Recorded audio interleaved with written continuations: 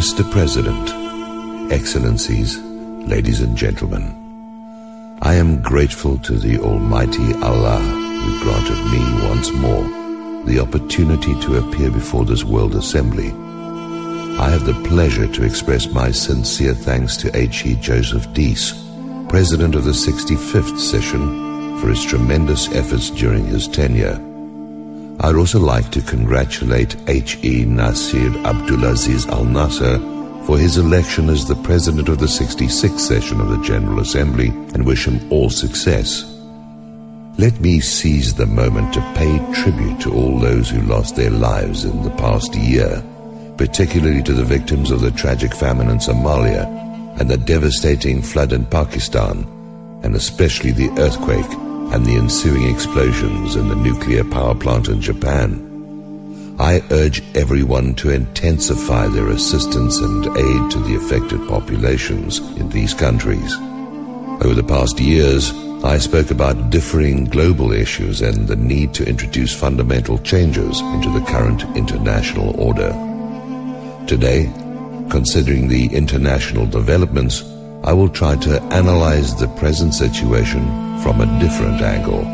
As you all know, the dominance and superiority of human beings over other creatures lie in the very nature and the truth of humankind, which is a divine gift and a manifestation of the divine spirit, including faith in God, who is the everlasting creator and planner of the entire universe, showing compassion to others, generosity, justice-seeking, and having integrity both in words and in deeds. This quest for dignity to reach the pinnacles of perfection, the aspiration to elevate one's material and spiritual status, and the longing to realize liberty, defying oppression, corruption, and discrimination in trying to support the oppressed, seeking happiness and lasting prosperity and security for all.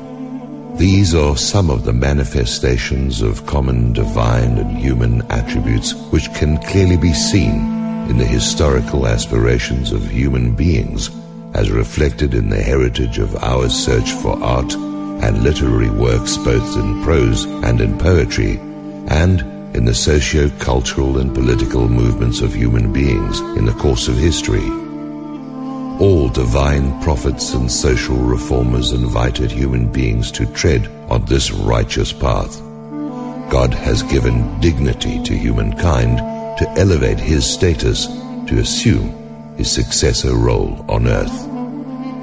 It is vividly clear that despite all historical achievements, including creation of the United Nations, which was a product of untiring struggles and efforts of free-minded and justice-seeking individuals, as well as the international cooperation, human societies are yet far from fulfilling their noble desires and aspirations.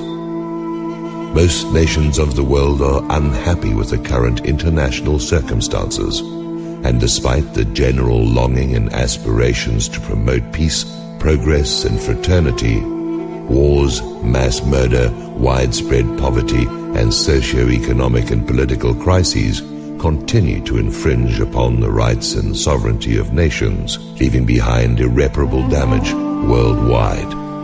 Approximately 3 billion people of the world live on less than $2.5 a day, and over 1 billion people live without having even one sufficient meal on a daily basis. 40% of the poorest world populations only share 5% of the global income, while 20% of the richest people share 75% of the total global income. More than 20,000 innocent and destitute children die every day in the world because of poverty. In the United States, 80% of financial resources are controlled by 10% of its population, while only 20% of these resources belong to the 90% of the population. What are the causes and reasons behind these inequalities? How can one remedy such injustice?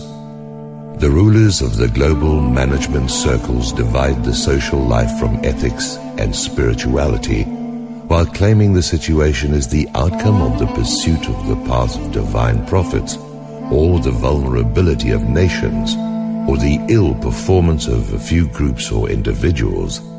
They claim that only their views and approaches can save the human society. Wouldn't you think that the root cause of the problems must be sought in the prevailing international order, or the way the world is governed?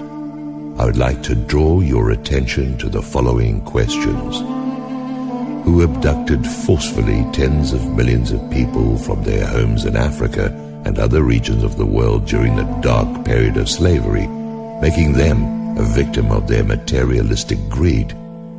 Who imposed colonialism for over 4 centuries upon this world?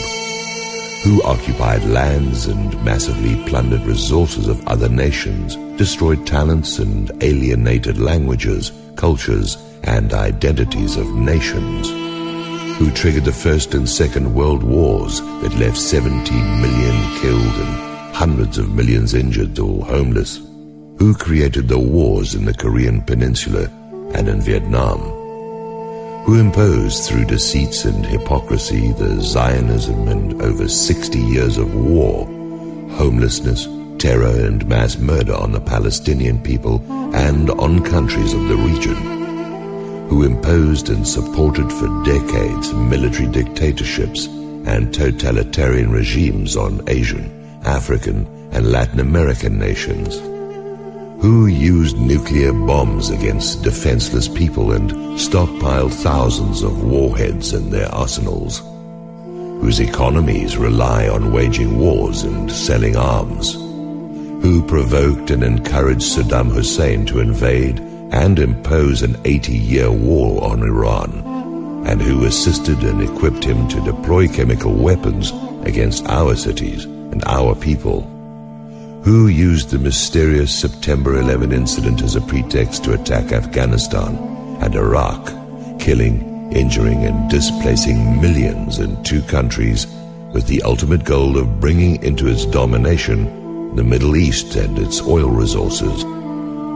Who nullified the Bretton Woods system by printing trillions of dollars without the backing of gold reserves or equivalent currency? A move that triggered inflation worldwide and was intended to prey on the economic gains of other nations. Which country's military spending exceeds annually $1,000 billion, more than the military budgets of all countries of the world combined? Which governments are the most indebted ones in the world? Who dominates the policy-making establishments of the world economy? Who are responsible for the world economic recession and are imposing the consequences on America, Europe, and the world in general? Which governments are always ready to drop thousands of bombs on other countries, but ponder and hesitate to provide aid to famine-stricken people in Somalia or in other places? Who are the ones dominating the Security Council, which is ostensibly responsible for safeguarding the international security? There exist tens of other similar questions. Of course, the answers are clear. The majority of nations and governments of the world have had no role in the creation of the current global crises, and as a matter of fact, they were themselves the victims of such policies.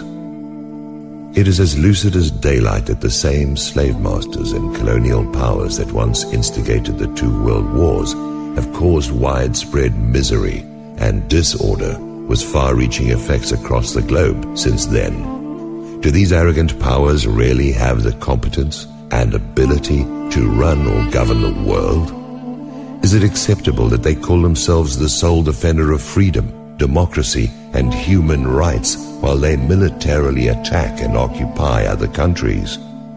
Can the flower of democracy blossom from NATO's missiles, bombs, and guns? Ladies and gentlemen, if some European countries still use the Holocaust after 6 decades as the excuse to pay fines or ransoms to the Zionists, should it not be an obligation upon the slave masters or colonial powers to pay reparations to the affected nations? If the damage and losses of the period of slavery and colonialism were indeed compensated, what would happen to the manipulators and behind-the-scene political powers in the United States and in Europe? Would there remain any gaps between the North and the South? If only half of military expenditures of the United States and its allies in NATO were shifted to help solve the economic problems in their own countries, would they be witnessing any symptom of the economic crisis? What would happen if the same amount was allocated to poor nations? What is the justification for the presence of hundreds of U.S. military and intelligence bases in different parts of the world, including 268 bases in Germany, 124 bases in Japan, 87 in South Korea, 83 in Italy, 45 in the United Kingdom, and 21 in Portugal? Does this mean anything other than military occupation? Don't the bombs deployed in the said bases undermine the security of other nations? The main question is the quest for the root cause of such attitudes. The prime reason should be sought in the beliefs and tendencies of the establishment, an assembly of people in contradiction with their inner human instincts and disposition, who also have no faith in God and in the path of the divine prophets, replace their lust for power and materialistic ends with heavenly values. To them, only power and wealth prevail, and every attempt must bring into focus these sinister goals.